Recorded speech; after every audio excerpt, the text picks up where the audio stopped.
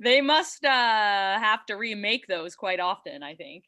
They're little burrows. So, and I think I'm going to start by showing you Inaturalist here on my computer. So can everybody see my screen? Yes. Yep. All right. So what is Inaturalist? Inaturalist is kind of one of my favorite toys. It's basically a database. It's a community. It's a way to record geotagged observations of any form of life and have them in certain projects to have people's help identifying them, and just also you can use the site to learn about what living things other people have seen around. So this, where I am now, is just kind of the observations part of the Inaturalist site. So this, I am logged in as me, but it doesn't matter for this. This is just like you can go to the map and see all those are observations.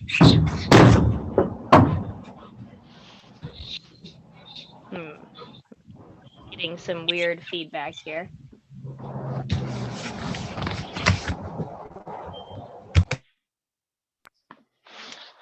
So just to get started, say I wanted to like look around here. I'm going to go over here to location. I'm going to type in Kachemak Bay.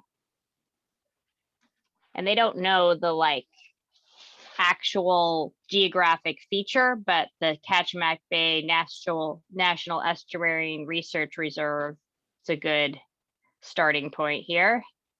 Then I get a box of everything anybody's entered into Inaturalist in that box. These little red dots.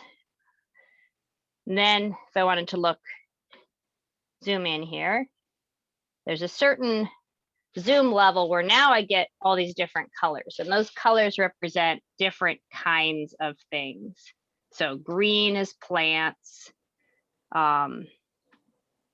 blue is birds. There's a lot of birds. Some of the others, pink here is mushrooms. And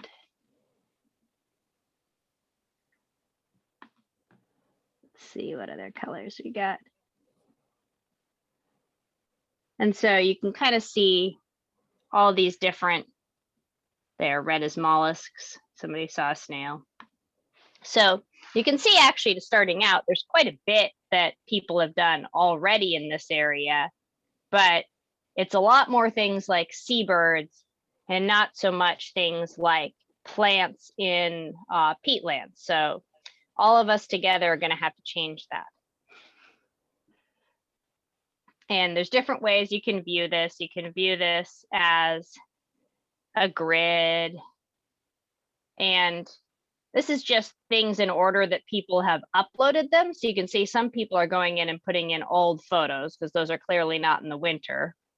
And here's me putting in some wolverine tracks that I saw recently. So you can do signs of living things too. Doesn't have to be an actual animal or plant, but it's most of what there is. And so the observations are all based on a photo or a sound. And you notice a lot of these say research grade on them.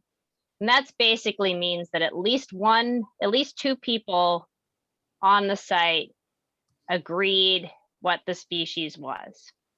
And so that's one of the things I really like about this is you could put things up and maybe you know what they are and maybe you don't, but there's also a lot of other users that are going to come here and help you identify things.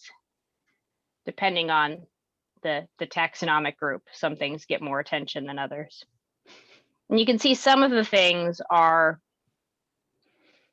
identified here to species like a Sitka spruce, and somebody put something that they had no idea what it was, and they just put plants. And if somebody else comes in later and knows what that is, that can get refined. So this is kind of the this is how you browse things. And I could also look if I just wanted to see my own observations, and click on your observations. The counts on this are free, by the way, so I don't need to do anything. Winter, I post a lot of animal tracks, and I always post a lot of intertidal creatures. Those are the kind of my favorite little naturalist things. Something that I think is going to be pretty useful for this group, and I haven't created yet, is there are projects. So there's different kinds of projects all over the world, and they can be more specific. So you can have ones that are about different kinds of things. So here's a project that somebody created about crabs, and it gathers all the iNaturalist observations that anybody has done on crabs anywhere in the world. And you can, and another one, here's one to track sea star wasting. So that's tracking sea star wasting on the Pacific coast. And there's others that are for specific areas, specific cities. So we can create one that's for peatlands on the Kenai Peninsula and add everybody's observations to that.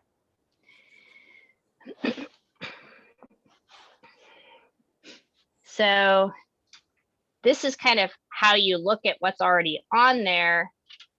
How do you put things on there? And so I'm going to show that here.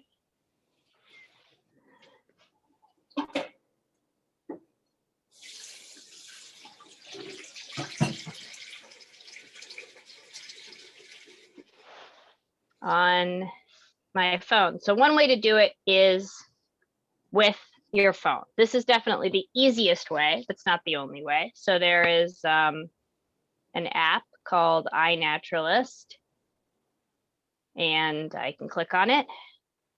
And the default, it's going to go here to my observations, things I've put in there recently. And I can also go do on the phone app all the same things I could do on the computer, like looking at the map, seeing what people have seen in my area. But what I'm going to do right now is try to add an observation. I click on the plus, and it lets me take a photo, or it lets me choose one from my computer. And for this purpose, I took some photos earlier today, including of, let's take, there, can take the spruce tree. And so, and then I click on what did I see? And it gives me two things I can do. I can start typing something, or the computer itself is going to try to recognize what it thinks I saw. That function sometimes works great and sometimes doesn't work great. It makes it quicker if it's right, but definitely don't count on the computer image recognition to do all your ID for you here. And I can just, and if I like the idea, then I just say sure, and I can come add it to a project. Most of the projects here are not particularly related, so I think I won't. And there, it's going into that. Let's do another one. How about, this is a elderberry bush in my yard. If I want to add another picture, I can say, oh, here's another picture of that same elderberry bush. I can put both in. Let's see if it knows what this is. So see here, it's wrong. Thinks it's a high bush cranberry, can't really tell. So I'm gonna try to put in elderberry.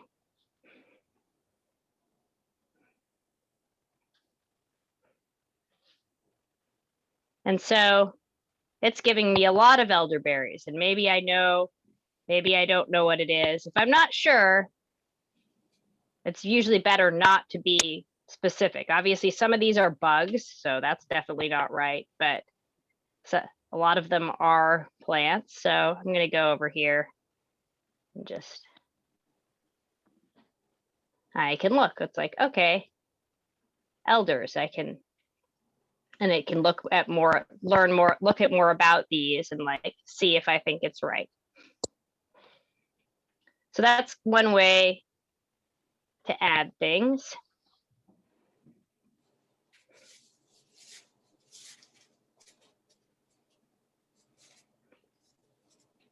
And you can see these are all the things I've added before. And the other thing you can do here that's pretty cool is you can go, especially if you're someone like Ed Berg, who knows a lot of stuff, you can go and you can help other people by identifying observations that are already out there. So that is easier to do on the computer. So we're just going to try that. Hopefully I'm not making this too weird by just switching back and forth.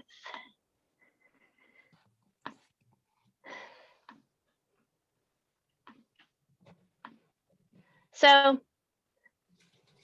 there are up here at the top, there's observations. There's also identify. So let's see if I can help somebody identify something. It's defaulting to show me things that are in Alaska, which is nice because I'm much more likely to know what those are, but you can change. I could put anything else there. I could just do the world, or I could decide I wanted to identify observations somewhere else. And so I can look there and say, okay, salmonberry. I know what salmonberries are. Do I agree? Click on it.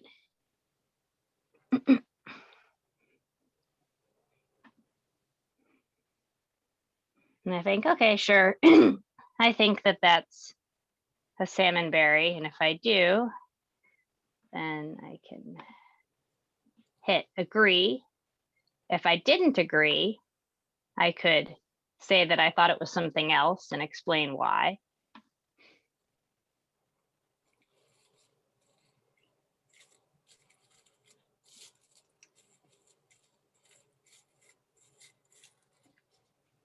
And there's functions of this site that some people, especially experts in certain things, do a lot with this, and some of them set like basically they subscribe to certain things. Like somebody who's a marine worm expert, I think, has basically subscribed to all the marine worm taxa, so we'll pop in anytime that anybody posts one and help ID it.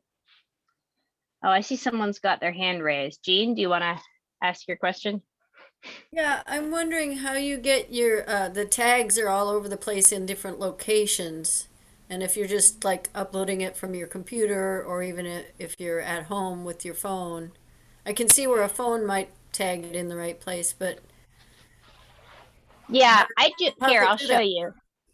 Because I actually do both, because when I, something like animal tracks, I often take pictures with my phone, but I also like taking, detailed macro photos of intertidal creatures, which I do with a macro lens and on a SLR camera. And so it doesn't come with the date. So you can just add it. So if I'm going to go to something I can do, let's see, upload. See, here's upload. So I'm going to click on upload.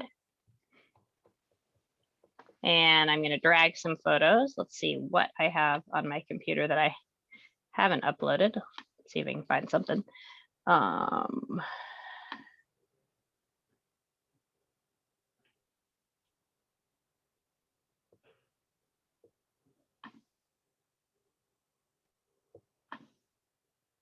Probably already put these, but I can delete it later. So here's a photo from my computer.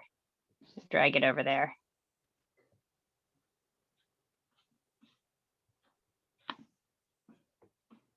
Let's see if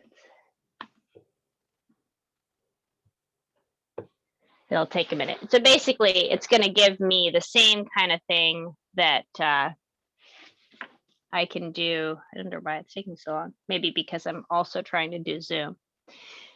But basically, it lets you pick a point on a map. We'll hope that that shows that soon. I don't know why it's not showing up. Technology. Usually this part's easy. Okay, come on. I want just, you only need one photo here.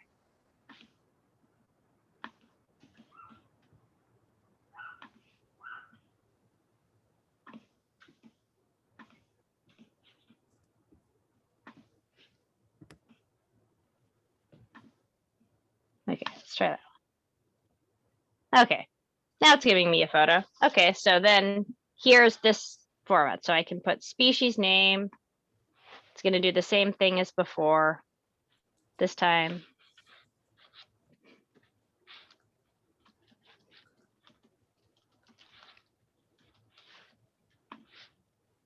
And the date, it usually knows because any kind of camera usually already has the date, but I could change that if I need to. And location, it's going to let me, I can like search. So I could search for Soldovia.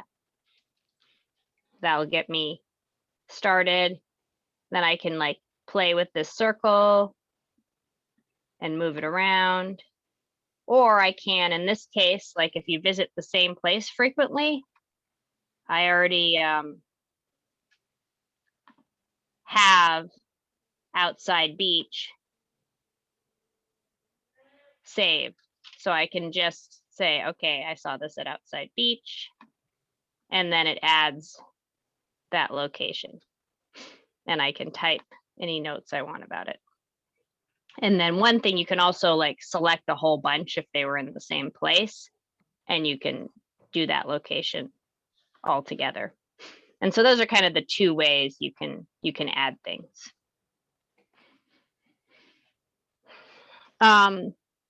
Let's see.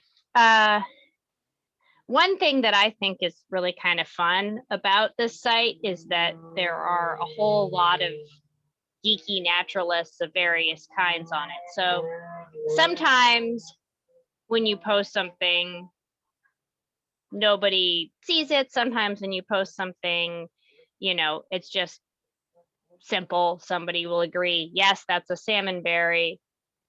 But you also get like sometimes really long debates with different experts and interested people, like talking back and forth about what something is and why. And this person's like throwing in that they just looked at the available genetic sequences of these different kinds of sun stars, and somebody else is like coming in and like looking at putting scientific papers as references. And so it can get really geeky if you want to, but you can also be really basic. You could just put something like this and say, all I know is that it's a sea star, and then let people go with it from there.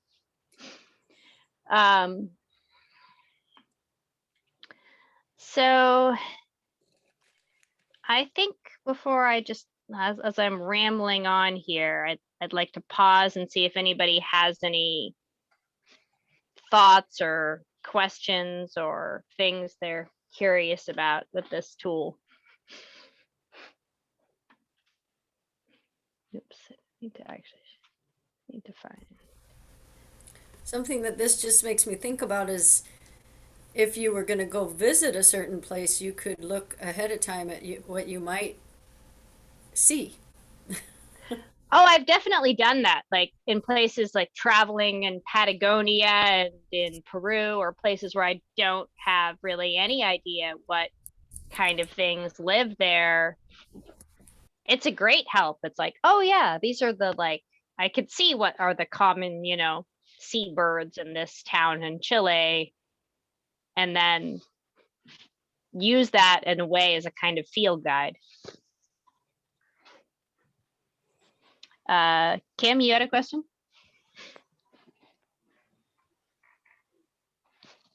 No, you're muted. So if you can't hear you. Thanks. Okay, I was wondering, so there's regions and then there's sort of projects. Is there a habitat filter?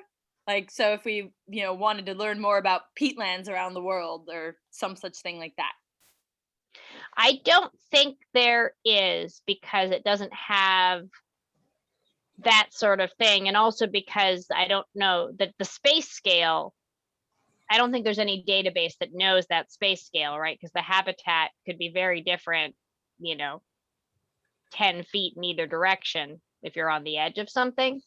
So if we made a project about peatlands, we'd just kind of have to, you could either try to do it by outlining areas and say we only accept things in this area, or just, say that people should do peatlands and then go in and kick observations out if somebody's not following the rules. But I mean, I don't think people would not follow the rules on purpose.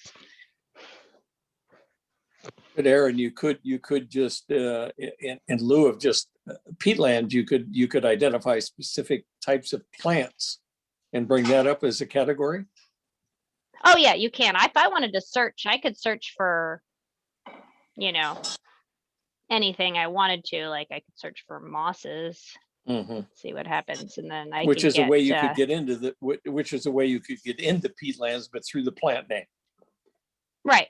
So I can do either, say I wanted to look at sphagnum mosses. That seems like a good place to start. And then the default, it just gets me to that whole thing, but I can go and say, okay, well, I want to see the map. All right. And I'm going to zoom in on the part of the map that I care about here.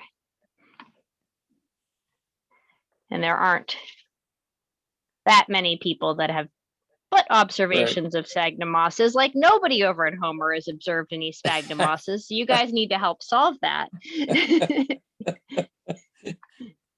And so you can see Haig actually did this once 4 years ago. He observed some sphagnum moss over there by our house. So you can do it, but it's only, it's only as good as what people put into it. And some categories are more or less represented. But one thing I've found is that some of the stuff that I like putting in there is kind of niche, like all the intertidal invertebrates, but then you actually find that there's, other people that are into it too. For instance, the people down in Sitka, they have a great crew of tide poolers that use Inaturalist. And so the Sitka folks and I are always looking at each other's stuff and helping with ID, and some people in Canada too. And so even if people haven't been looking at peatland plants right around here, I'm sure there's somebody somewhere that's been doing a lot of them.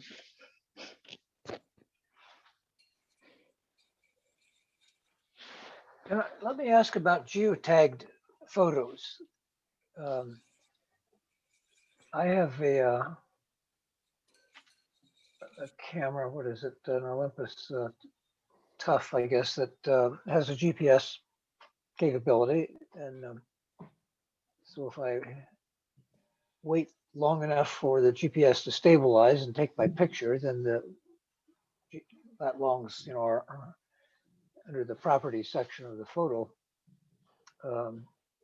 So if I uploaded a photo like that onto the website, would it take the lat longs and put it in the right place?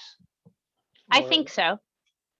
I think so. It does that for, you would have to check because I don't have a camera that does that, but that's obviously, it does that for cell phone photos, and it grabs the date from the metadata. I think it would grab the location too and fill it in for you.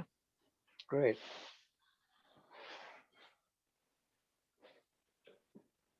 Now, what if it didn't get the location? Then would I enter that manually?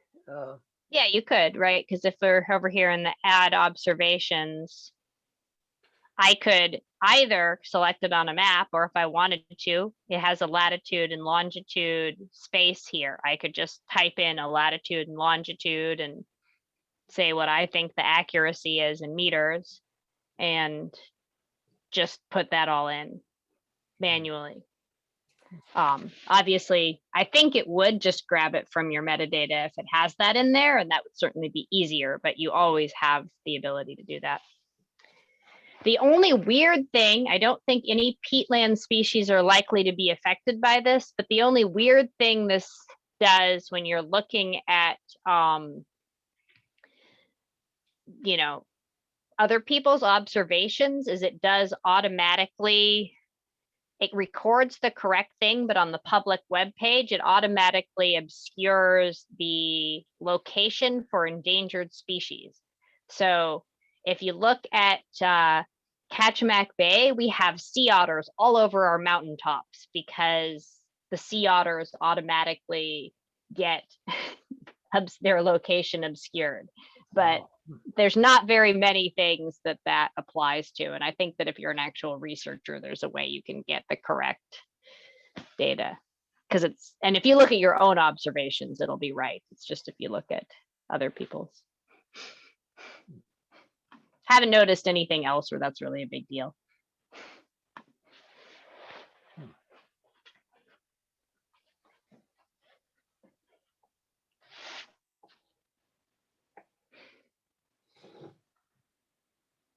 And so, oh yeah, and if I was in this website, I could format, you know, either format, I could type notes about what I saw. I could add a tag. I don't really use the tags, but I could add it to projects. This one I would add to Crabs of the World, although I think I've already done it, so I'm not going to submit it. And then fields, like it gives you, the fields are sometimes are basically kind of pre-added based on the kind of thing it is.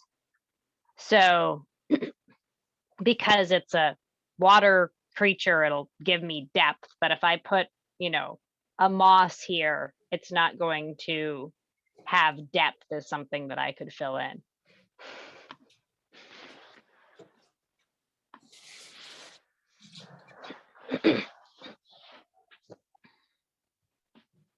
And I think that one of the things I found is that actually one of the usefulnesses for this for me is like, it's, you know, I've learned a lot from other people that have helped me ID things, but also actually finding things that I've observed here in this database is way easier than finding them on my own computer or in my own phone. Like if I want to know what I've observed where,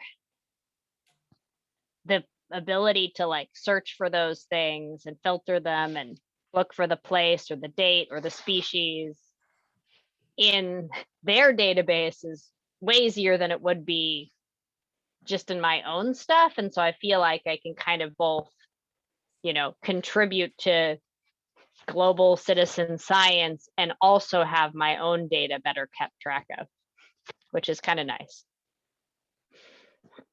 And this site is all, it's not a money thing for anybody. So there's no ads and there's no fees, and that just doesn't ever come in.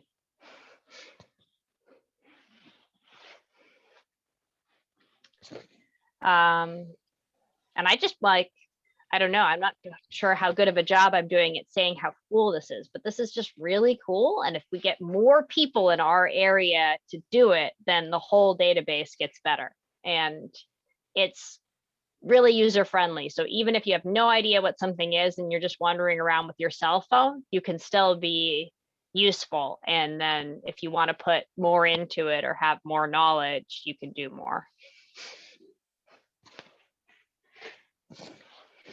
Now, See, anybody else? Yeah. Can you do geological things with it, or all of these organisms? I think that is the limitation. It's got to have something to do with life. So I think you could do a fossil, but that's probably the only geologic thing because they've got it all based on taxonomy. Mhm. It'd be cool if you could have geology in there too. It'd be neat to combine them. I wonder don't know if if there, there's if there is that. such a thing. There could well be. Just think about, minerals for, geological landforms and things like that. Stratigraphy. Stratigraphy. I think yeah. that'd be really cool. You should see if it exists somewhere. Mhm. I mean, I know there's more specific things, like there's more specific ones for just insects, just birds, things like that. This is one of the more general ones I know of, and it does life. But if you just had the world as your possible observations, that'd be pretty cool. Mhm. Well, could we try to find an example of something? I mean, I have on several occasions in the intertidal zone seen these sessile worms, which are fastened very solidly onto cobbles and things like that, and don't pull off very easily. I haven't really, sat down with the internet to try and do a search on sessile worms. I guess that would be a place to start. But I'm thinking that that is the kind of sort of beach curiosity that might well have been put on this website because they're really kind of odd. Yeah, well, let's see if we can go. Problem with worms is marine worms could be lots of different possible things. So let's go to Ketchikan Bay again. And if it was me observing a worm, I would have. So let's go to Ketchikan Bay. And let's see, worms are kind of hard. Let's try a segmented marine worm. I don't know if it would be segmented one or not, but and then you can look at various different kinds of segmented marine worms, most of which I put on here. And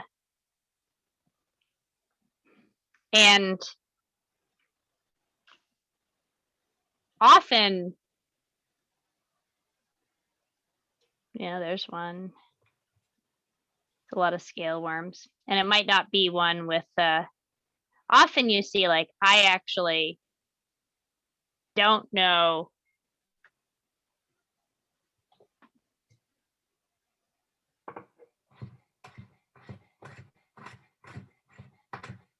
Ed, that seems like a perfect example of a time to take a picture of it and post it there and see It does, right? Yeah, well, I do have. Because this is something that I just said, oh, look, polycate worms, because I know that's the class for segmented marine worms. And then somebody else came in and suggested a genus for this worm when I had no idea what genus it was when I took the picture. And so that's kind of that sort of thing. It's probably easier to do in that direction. It's a hard thing for me to search for because, a worm could be one of many different phyla. So, but if I put a picture there and took a guess, I could even just write worm, or you can just write life if you have no idea what kind of life it is, and then see who comes in to help you. Yeah, well, I have some photos. Try it. Upload one. They're not great. They're not like what you just showed. I mean, because these things are fastened onto the rocks, and they have some kind of scaly covering on them as well. I mean, when you reach down and try and pull one off, they aren't slippery. There's some sort of I don't know whether they secrete a they might be having particles cemented to themselves, as kind of a protective layer or something like that. But I will put them on, and we'll see what Mhm. comes up, because I've seen them on several occasions, but it's kind of rare. So it always prompts me to get out the camera and the GPS, and at least Yeah, and you should have record that them. on there. And, because I know worms are hard, a lot of mine are just family or genus that to get from photos, you may not be able to get that down to species, but I know that there's a marine worm expert who often comes in and has thoughts on those kind of things. And that would be, and then you have it on there. And then if somebody else sees one, like sometimes I get notifications because people have referenced one of my old observations when somebody else found a new thing. Maybe it's this kind of worm. This is a worm that has a funny little case on the bottom of a rock. So it's good. This one like is a little segmented worm that has a kind of like sandy case that it sticks to the bottom of a rock. But That's a start. Yeah, definitely a start. and so in this case, this woman, Leslie, came in and gave me the family of it, and I just knew it was a worm. So I imagine you might need more details to get the actual species ID. Right. Worms are not the easiest thing. But yeah, No. but having more of that stuff on there would be great. And in all categories, worms, plants, anything. I think that I would like to create an actual iNaturalist project for the peat stuff, but one nice thing about this is it's not limited. You can we can create a project and add peatland observations to it later, even from things that are already on there. And you can post a picture of anything anywhere, and it will be part of this large database.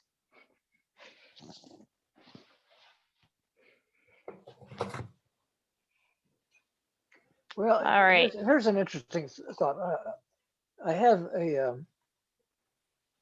beautiful sphagnum book from Norway, and this sphagnologist, Kjell Fotberg, has visited the Kenai and collected sphagnum here, but he wanted to make a guidebook to sphagnum that didn't depend on using a microscope, to look at the leaves and the cell structure and so forth. So he took a lot of beautiful Kodachrome pictures over the years, and he made this guidebook, and his photos are just really outstanding photos. And we have many of the species here in Alaska that they have in Norway. But having something like that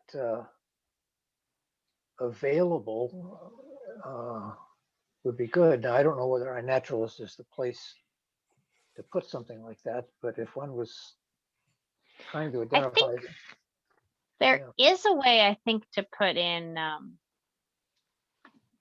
People do make guidebooks, but I don't know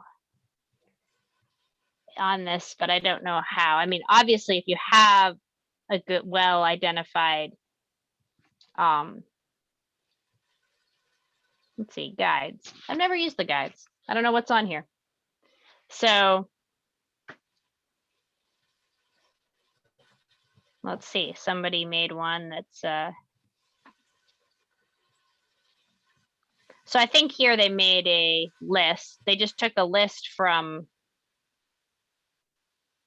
a book and so just made a link of all the things. So you could do something like this. You could say, principal plant, sphagnums of Alaska, and you could create a list that would link to existing iNaturalist species that you might expect to find in a peatland. And we could that would be a really easy thing to do. And then you could refer people to that. It wouldn't include the fancy photos because unless the person who took the photos wants to, upload them to the site with the locations. Like we can't go steal people's photos for to put on the internet. Yeah. Well, this fellow would probably cooperate with something like that. He just, Yeah. there's only a handful of sphagnum specialists in the world. I mean, I'm talking about maybe a dozen.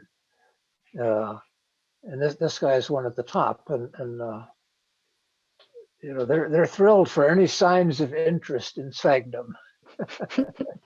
Well, and somebody like that would be a great resource to, you know, sign up on the site and help identify, because I know that that's what some worldwide experts in various taxa do.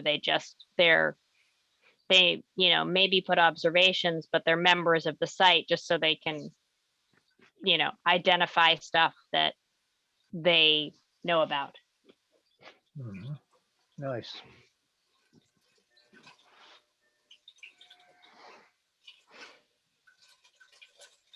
But yeah, doing something like this anyway, a list of you know, a list of species in Kenai Peninsula peatlands would be, if I could make a page like this if I had the list of species that were in Kenai Peninsula peatlands. Like it wouldn't be that hard. Well, now how would that be displayed on your iPhone? There. I haven't looked, like I said, the guides are something that I haven't seen, but we can try it. I'm gonna try sharing it from my phone. We'll see.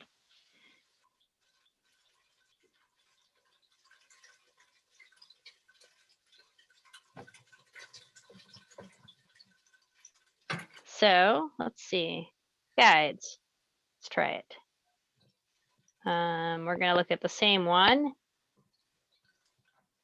And so like this. And so let's see this. And then it gives me Wow, nice. information about it. And this is like and so some of them, like this one, it doesn't have a photo of, just has a scientific name. So, Mhm. but others, they do. So that's what it would look like. So if we made one like this for peatland, somebody could go out into the peat and they could click on that and they could be looking through this. They could be looking through a little on their phone guidebook that's specific to Kenai Peninsula peatlands, and that might help them know what they're seeing. Mhm. Wow. Well, that's a terrific tool. Now, what, you know, could one steal pictures from the internet for that? Because most of these. You don't need to, because, well, you can't steal pictures, but I think you might, I don't know. It will give you the default photo for that taxon. So if somebody's taken a picture of that, if that species is, somebody has taken a picture of it somewhere in Inaturalist, there's going to be at least one photo there. And I know there's a way to, like, because some of mine have been chosen for certain things, that like if you have a better photo, then there's a way to go and change the default photo. So these are just showing the default photos for that species. And so you don't have to steal one. There will be one. And if you think you've got a better one, then you can change the default. Okay. And in general, you aren't allowed to steal photos from the internet for anything, like not anything official anyway.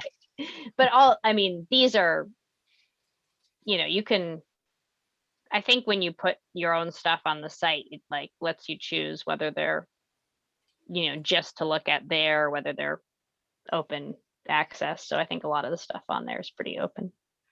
So I think a lot of the plant photos are from government sources. The Yeah. USDA plant database, and then you know, the national parks and refuges and things like that. So there's probably no shortage of legitimate photos to be borrowed. Yeah, I don't think so. And there might be one, right? Like if I made one of these little guides like you see here, I wouldn't need to find the pictures too. I could just put in a list of species and I'd get the photos that already exist on iNaturalist of those species as the default. I'm wondering if Ed could tell us the name of a like fairly common but not super common species in the peatlands, and we could test to see how many photos there. I mean, we sort of did that for sphagnum, but just worldwide, are there any photos out there? Or is this something where if we really want to create this guide, we should be sending our volunteers out with cameras to take the first pictures maybe that exist in iNaturalist? Were you thinking of a sphagnum or?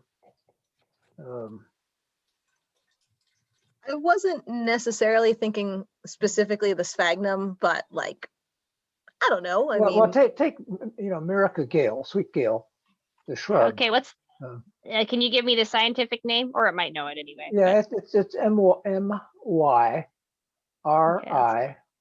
MYRI CA.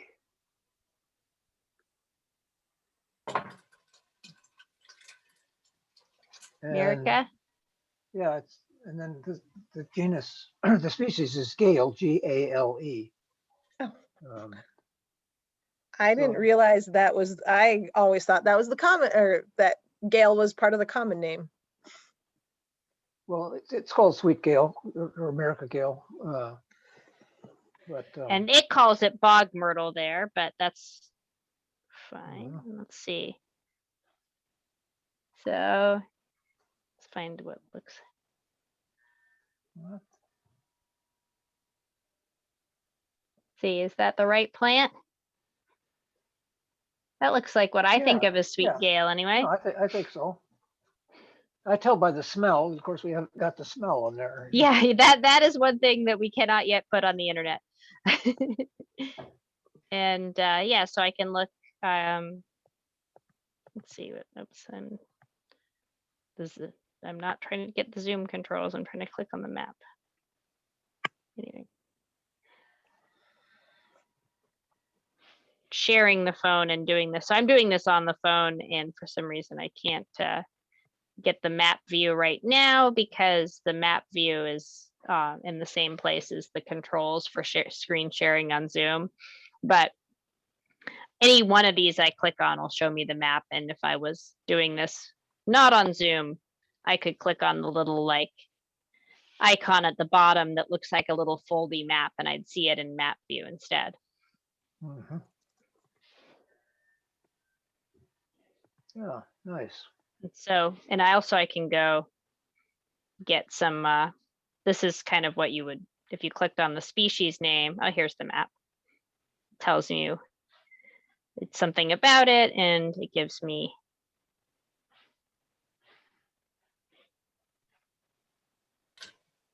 the map, and I can come on over and my phone knows where I am, so it'll show that.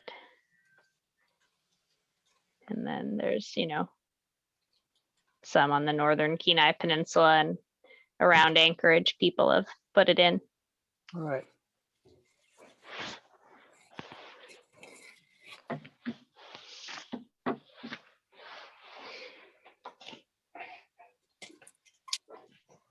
Well, so I think let's try a sphagnum, and okay, we're going to try one of the most common and easily identifiable ones. All right, you had to tell me the name of it though.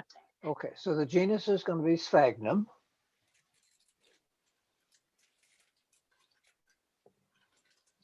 And the species is fuscum. That's F as in Fred, U, S as in Sam, C as in city, A, M. Or pardon me, UM. Yeah. All right. There we go. Brown peat moss. Yeah. Okay, so there's probably more carbon tied up in the world in this species than any other species. And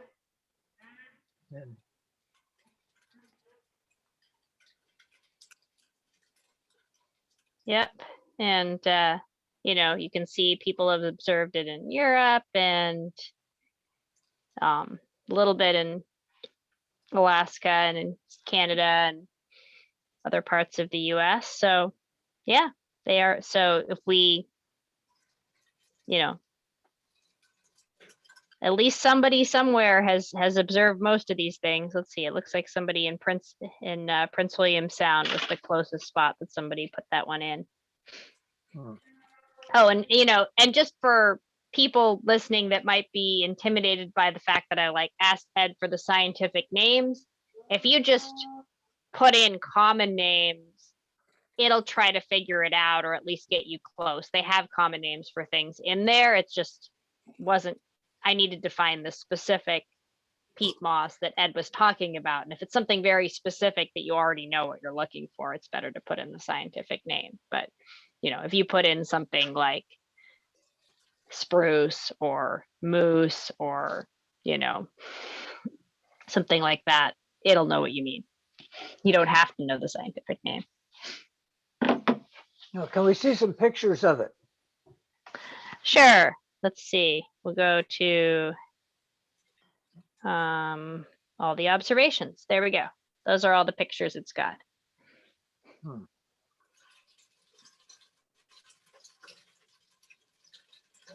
Now, Ed, if you disagree with it, you can click on it and tell them otherwise. It's true. And some of these, that say research grade, at least 2 people have agreed, and some of them don't say that, which, you know, could mean that people disagreed, but more likely just means nobody else like looked at it and had an opinion. Yeah. No, the pictures look reasonable. They're all taken kind of close up. I was hoping to see one that was, you know, like a hummock. I mean, these often form a tight brown hummock that you want to sit down on, you know. Yeah, and I don't know if that's just not the kind of pictures people are taking, or, you know, sometimes doesn't look like it's true in this case, but you can take multiple pictures and put them in the same observation. So you can take a zoom in and a zoom out photo, or take a picture of a specific kind of thing. This person put in their notes that it's in a fen on hummocks. So they noted that. Yeah. You can put things like that in the notes, or you can put more pictures. But this person just had one. Most just have one. Yeah. I can't easily see from this view which ones have more than one picture.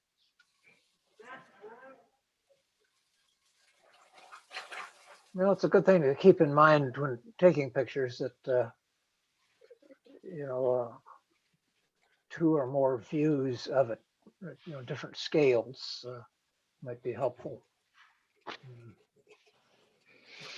Like those shrubs, America Gale, that we were looking at. I mean, there were a lot of pictures of the leaves and the flowers, but you didn't see any that kind of showed the whole shrub.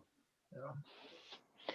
Right, and this is kind of, you know, the both the strength and the weaknesses of citizen science data like this, right, is that you can put whatever, which means that, you know, somebody who's really thinking about, oh, what sort of things do I need to show to be able to identify this plant? Maybe I'll take a bunch of different scales and views.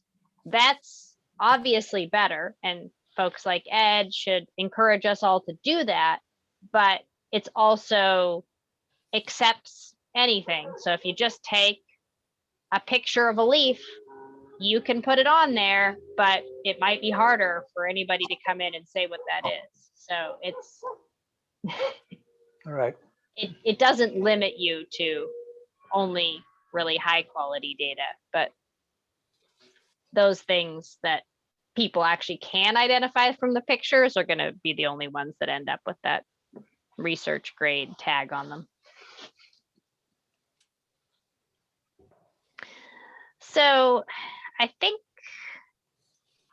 that's kind of all I had to say about iNaturalist. I'll take some more questions, and then I was going to just very briefly take 5 minutes to show you Gaia, which is less about citizen science, but a useful tool that you can use maybe if you're kind of figuring out plotting a plan to go through the peat bogs or something. and want to use it for mapping while you're out in the field. So Jean, you have your hand raised for a long time. Sorry, I think I missed that.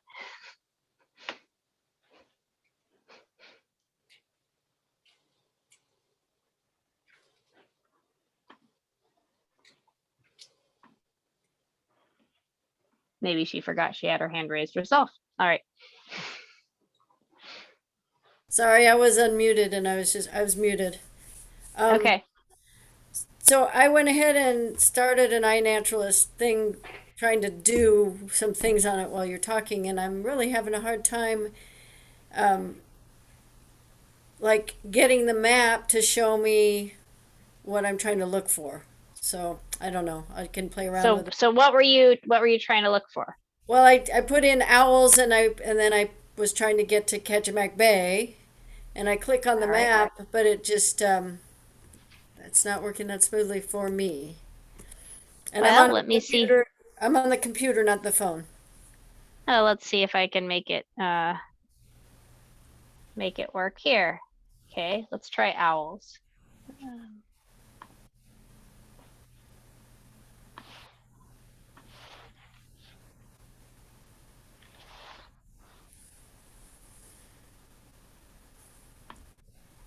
A few observations of owls.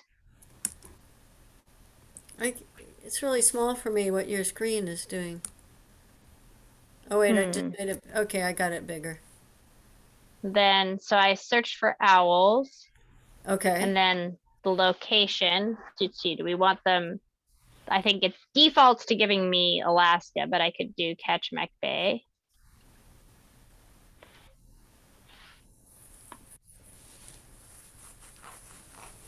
And then I only get a few. Let's look at the map.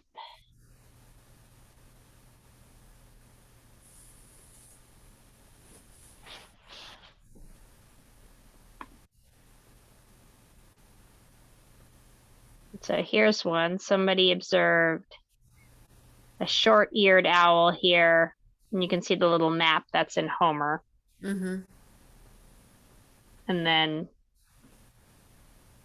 the person who observed it thought it was a short-eared owl, and other people agreed. And it's in some project, Birds of Alaska and Owls of the World. Now, it might be, now birds, I know that there are other sites that focus on birds that might have more birds, but I think they do also.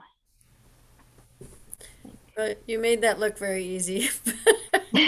Sorry. I'll try again. So if you go to observations, this part, there's the two boxes. There's the Right. the kind of thing and the location. And so, you know, if you type in owls, like it's giving me the order, but you know, it'll give you these different options and you can choose what you mean by owls. And a location, you could either type one in or you can just zoom it. And so if there's this little button that says redo search and map. So I can just go to whatever part of the map is I want to be visible. So say this is the amount of area I want to be visible. Let's do a little more. Let's see, we're getting some people's more. I hit redo search and map, and then I get not just the owls in Homer, but I'm getting the owls in Kenai and Kasilof now. And I can like mouse over these and click on them, and it'll tell me what it is, when it was observed, and what it is. And I make it look easy because I've used this a lot, but it can do a lot. Anything that can do a lot takes a little bit to get used to. Thank you. You're welcome. Yeah, and Kim in the chat mentioned eBird, which is another really great, you know, citizen science bird focused that is great for, that doesn't just do photos, but also has a lot of like just people's checklists of observations. And I definitely have friends that love it. I don't really use it myself because I rather have a site that lets me do more than just birds, but it's another really great resource.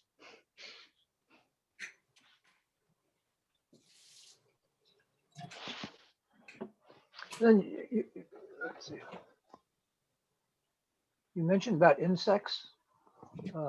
Yeah, there's one, I can't remember I mean, insects are in this too, but there is an insect specific one that I can't remember the name of. Well, you know, Matt Bowser is the entomologist up at the Kenai National Wildlife Refuge in Soldotna. And I know he uses Inaturalist for insects quite a bit. Yeah, I think a lot of people do. So let's see what insects are. Yeah, people have been observing plenty of insects around here. Lots of moths, but other things too.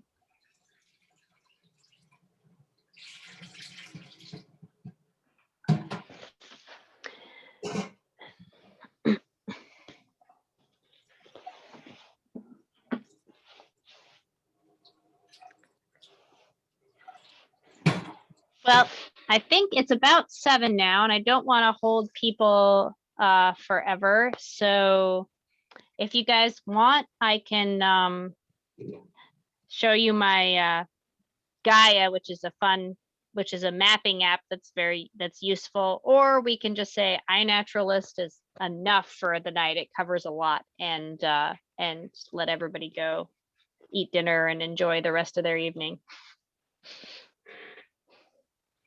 I say, please do the Gaia guide. Okay. Talk. All right. I'll try to make it fast. So Gaia, I think I even have it probably open here in another window. Where is it? Okay. This is Gaia. This is also both a phone app and the computer, but because I'm already sharing off my computer, we'll start here. So this is the Soldovia area, and all those lines are things I've done. So there's kind of a couple things I use Gaia for, both recording and planning. So, and this is useful for things like trips, for things like ski days, for things like I want to go, you know, to this peatland and make some observations. So one thing I can do on this map is I can look at different layers. So I've got it on just a regular topo map, but if I wanted to, I can also see a satellite image instead.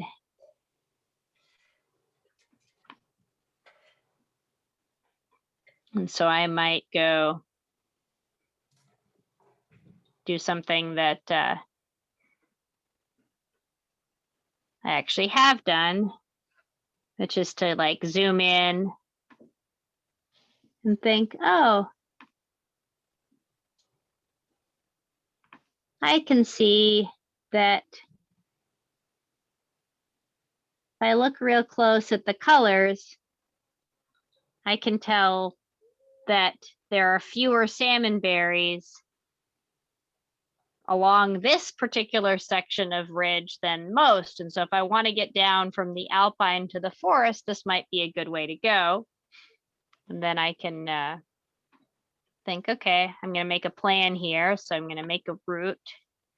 I'm going to draw a line there. Save it.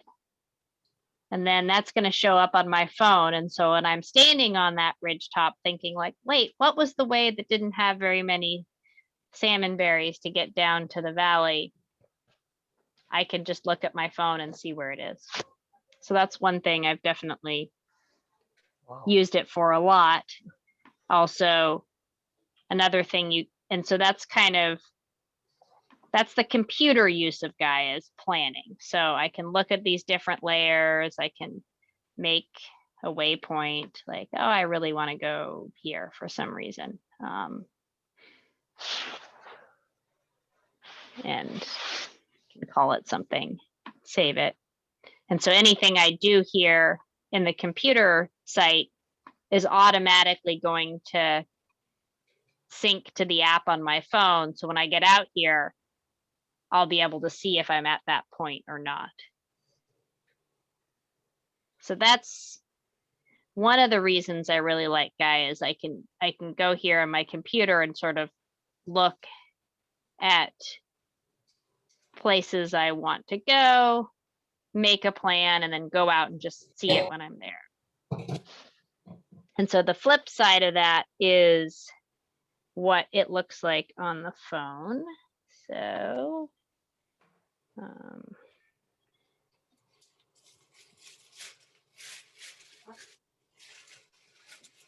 there's a little Gaia GPS.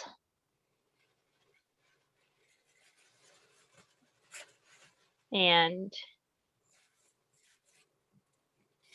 this, you have to,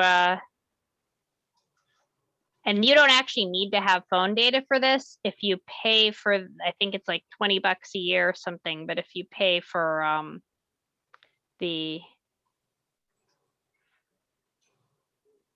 a subscription, you can download areas onto your phone.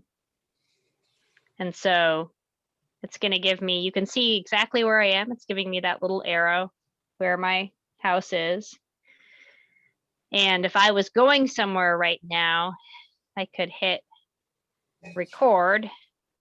And then as I go somewhere, it's going to like draw one of those lines, which is going to look very boring right now, because for 9 seconds, 10 seconds, the GPS error means it thinks I've moved 6 feet, but really I've just been sitting here.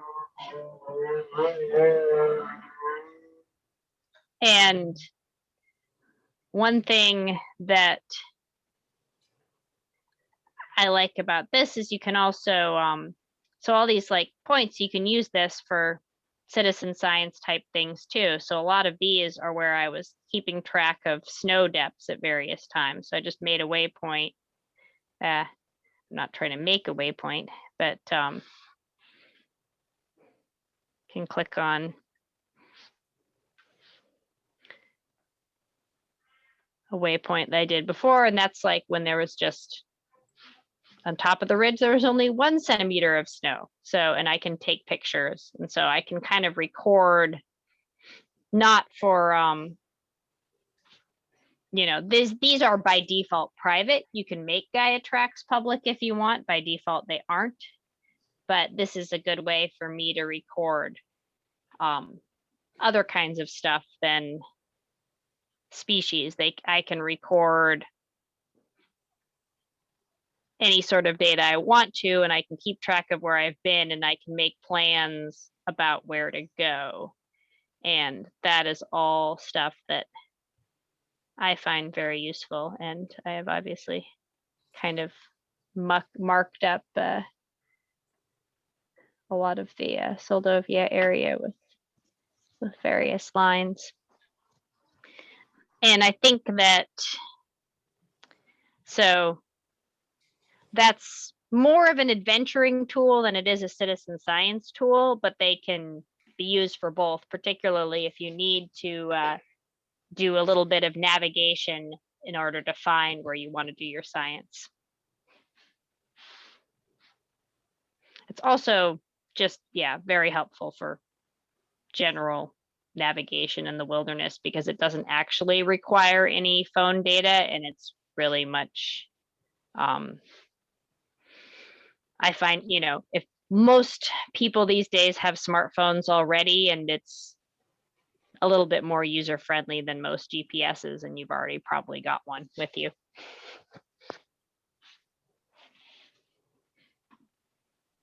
Aaron, I've got a question for you. Sure. I just started using this Gaia app a couple of weeks ago and been doing some skiing, and I found that it just runs my battery down. Is there a trick to that? I think anything that's recording GPS continuously will run your battery down somewhat.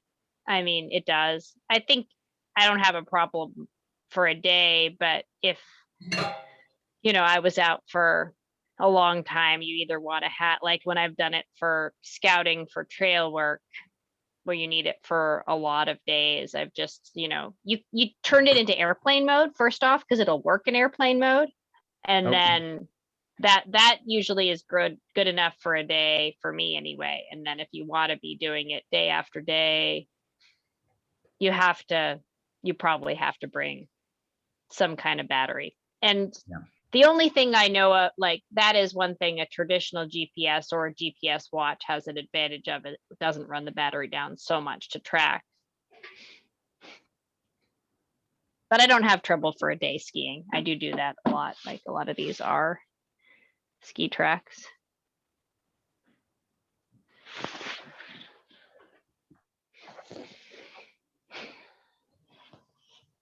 And Aaron, I take it you don't use a handheld GPS anymore. I mean, you're doing everything with your phone. not really. I mean, we do bring one sometimes for things, but I don't, not often. I mean, unless the phone was out of batteries or as a backup, like I find this more convenient. I also like that most of these phone apps, both iNaturalist and Gaia, automatically sync to things on your computer. So I never have to transfer this data anywhere. I can just go on my computer and see it if I want to. Right.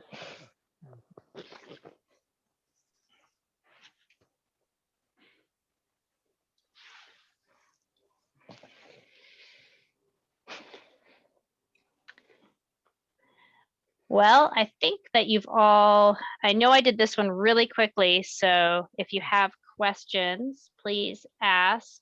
And I don't know if this has been useful or not, but hopefully other people might find these tools useful. I certainly have.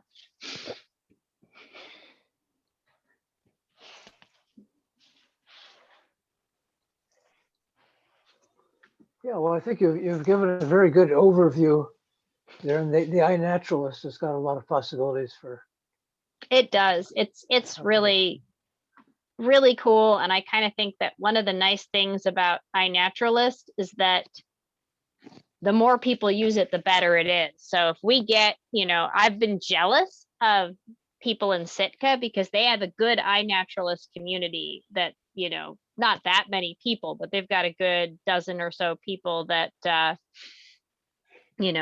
post and help each other identify all kinds of things. And, I look at their stuff down there and I'm jealous we don't have it here. So I need to convince some of you to join me, and then we can have a really awesome database of observations here on the Kenai Peninsula too. No, I think this summer will be a good opportunity to get people contributing to this. And Sue just asked me.